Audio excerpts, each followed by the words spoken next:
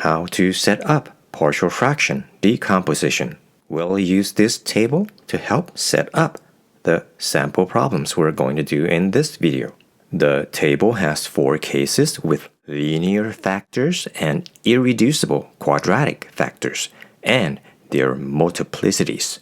Now there's another table that is commonly used that this one is based on, but we're going to be using this one for reference only. There are 11 good problems that we're going to set up or decompose, but not completely solve.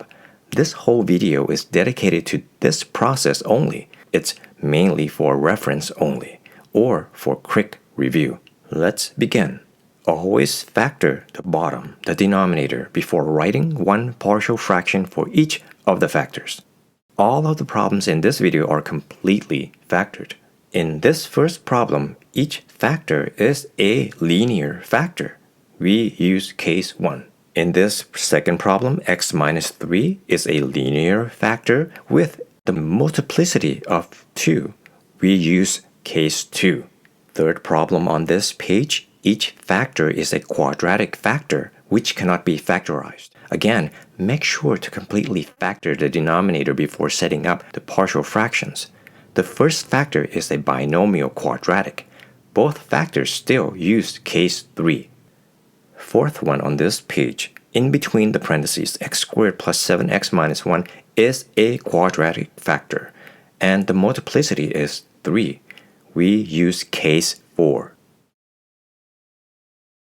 For this next first problem, the first factor is a monomial linear factor. We use case 1. And the second factor is a binomial quadratic factor. We use case 3.